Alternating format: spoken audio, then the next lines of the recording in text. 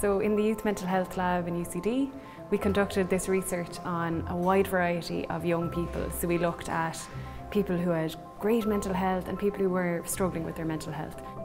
Because we were looking at what we call protective factors, so good things in young people's lives, and we were also looking at risk factors, things that are bad for people's lives, we were able to see what is essentially associated with depression and what's associated with things like self-esteem and resilience. So one of the main things that we found was that young people who enjoyed better mental health reported that they had one good adult in their lives, that they had a special adult in times of need, that they felt they could get in contact with and they could get the support that they needed. Within the negative factors then, we saw that excessive alcohol consumption was directly related to high levels of depression and anxiety. So this allows us to tackle those things head on. The findings from the My World survey were, we had so many different things that were observed, and they have gone on to inform Jigsaw services. So Jigsaw is the National Centre for Youth Mental Health. Jigsaw have provided one good adult training to parents, to teachers, to coaches. They've also provided education and training programmes to young people in schools based on our findings, as well as providing an insight into their own service provision in supporting the young people who need it most.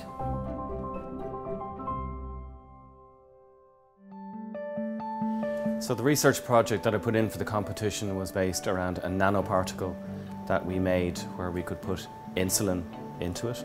So the idea was to try and create an oral tablet of insulin in preference to giving diabetics injections of insulin, which is what they normally have to do. That's a great challenge because when we give insulin orally, it gets broken down in your intestine and it doesn't cross the gut wall, so we hardly get any of it into the blood. So we hit on the idea then of making a silica-based nanoparticle, and we put the insulin inside that particle with other ingredients, and we were able to show in rats that we could reduce blood glucose. The idea is that with patients who are needle phobic, they will go on to these therapies earlier in the disease, and there's no doubt that they get better outcomes in terms of how they do on their therapies, the quicker they can go on to insulin and other peptides.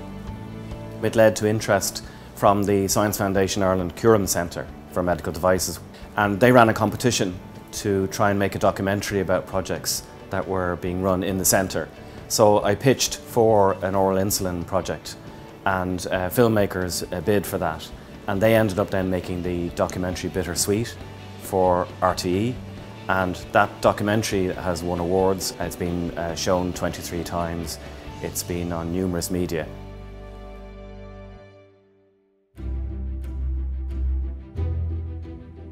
In the last 3 or 4 years, I've been working on a project called HEADS, which focused on improving helmets design by advancing our knowledge of head injuries. So the idea is to try to reduce the number of traumatic brain injuries and concussion by improving helmets design and helmet standard certifications.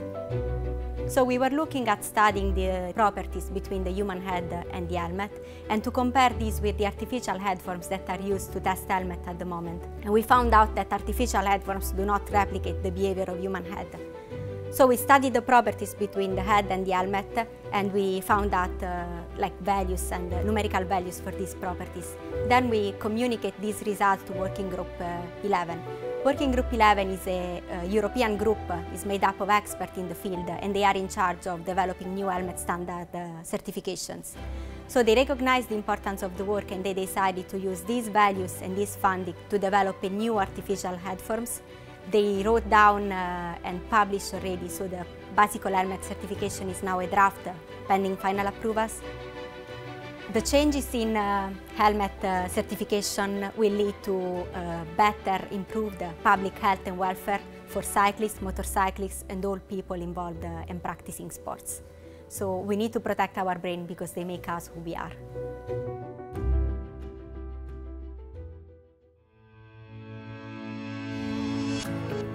Well, atmospheric ammonia is a highly reactive alkaline gas. It can occur naturally, but at high concentrations it can cause eutrophication and acidification of natural habitats. Its primary anthropogenic source is from agriculture, which accounts for 98 to 99% of emissions. With predicted emissions set to increase in the future, we require drastic changes in farming practices across the country. Now, the Ammonia N2K project focused on building our understanding of impacts of ammonia across Natura 2000 sites in the Republic of Ireland. Another aspect to our research was to identify the potential contribution of unlicensed pig and poultry farms to impacts from atmospheric ammonia, as these had previously gone unassessed. Through a combination of monitoring and modelling, we were able to quantify the risk posed to these protected sites across the country. So over the course of the Ammonia N2K project, we had the opportunity to advise a number of both international and national state bodies to influence policy and approaches on how to deal with atmospheric ammonia.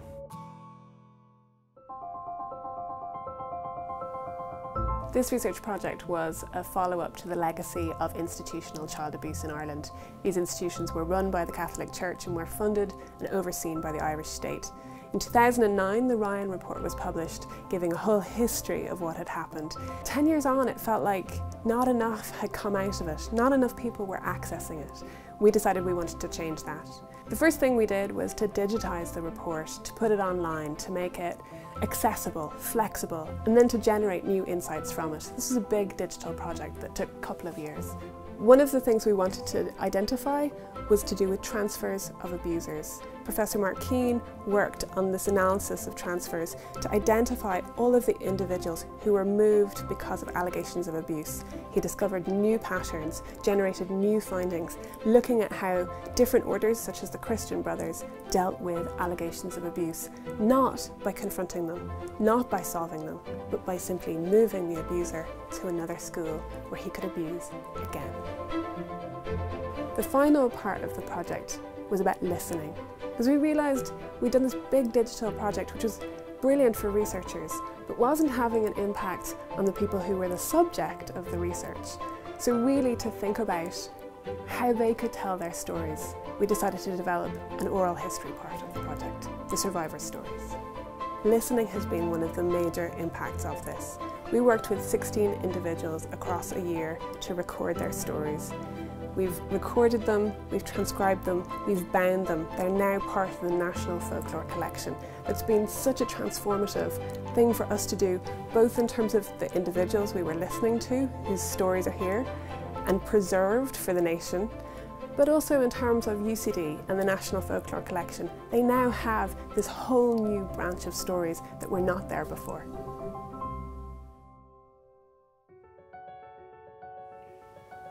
So our research project is the Childhood Obesity Surveillance Initiative, and that initiative basically measures every 3 to 4 years like the growth in children. So we go into the schools and we measure like how many children are underweight, normal weight, or overweight or obese. We found that basically, like 1 in 5 children in first class are either overweight or obese, and the children in disadvantaged schools actually, the older they got, the overweight and obesity rates were also increasing, unfortunately. So the research that we've done so far was used to set the targets that are used for the obesity and action plan that was implemented in 2016. Our research will also be used over time to see whether we reach those targets in Ireland.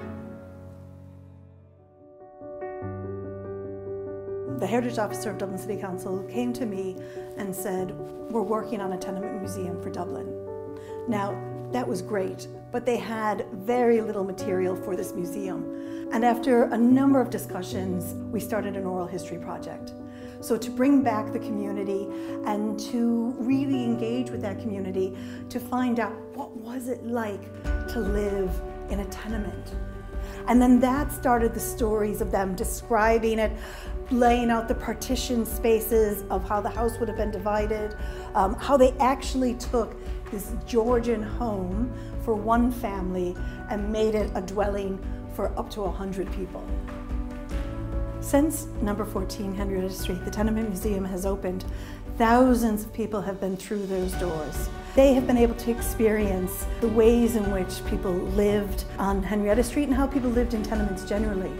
We see that the people that were able to reconnect during this process have continued on those rekindled friendships. We see further engagement, further gatherings have been happening, and really bringing the life back to an area that once was hugely vibrant and a major part of Dublin life.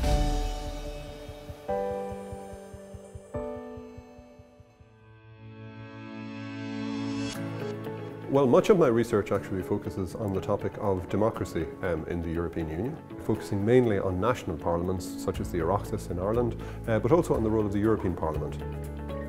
One aspect of my work revealed to me the fact that it was more difficult for European Union citizens in Ireland to register for elections than it was for Irish nationals to register for European Parliament elections. And I, in company with a number of other concerned citizens and lawyers, notified the European Parliament's Petitions Committee of this. The Electoral Amendment Act then changed the law and made it easier for European Parliament citizens to vote in Ireland. And if you think that there are about 100,000 non-Irish nationals in Europe, that particular change in the law has probably made life easier for several tens of thousands of those. Another aspect of my research concerned European treaties, and I, in common with a number of other academics, was asked by the Oireachtas to do a report in the wake of the rejection of the Lisbon Treaty. That report formed part of the evidence taken into account by an Oireachtas committee, and in fact was very extensively cited by them in their report. And when you look at the difficulties that Britain has gotten itself into in response to a referendum on European matters, a quite different, much more inclusive approach was taken in Ireland. And I'm very pleased that the research that we carried out here played a significant role in relation to that.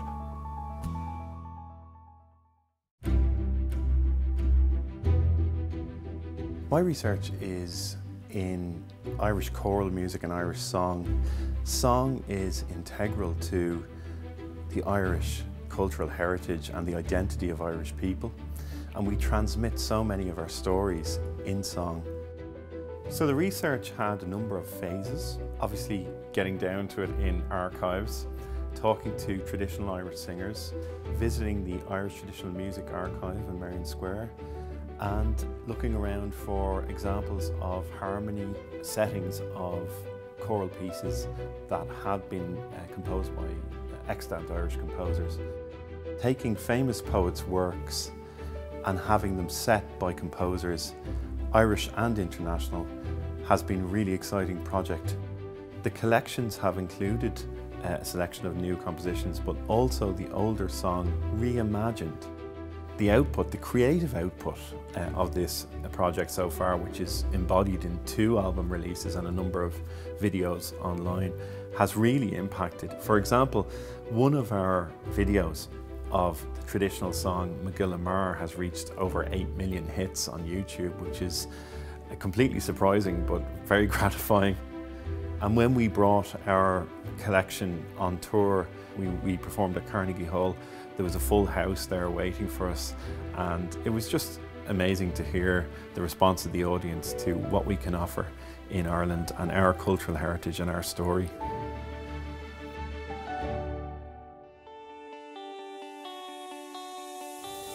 So this research project is called the Educational Irish Research Satellite 1, or AirSat-1, which is Ireland's first satellite that we're building here in UCD.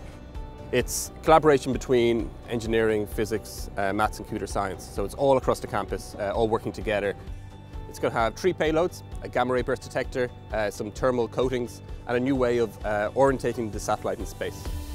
So there's a strong outreach and educational component where we reach out to schools, give seminars and also have a strong media presence. It's very important to us that the next generation of students learn about the process and understand actually what the students in the project are doing, because this will help them to form a much more realistic career path. What does it actually mean to build a satellite? What does it actually mean to work on a telescope? Who are the people in these teams? Could I be like one of them?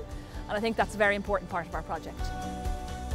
We have lots of Irish industries working and helping us and supporting the students and the skills that we don't have for AirSat-1. And obviously the benefit is that when these great graduates that we have working on the projects, that they're going to go out and work in these companies and build up the Irish space industry.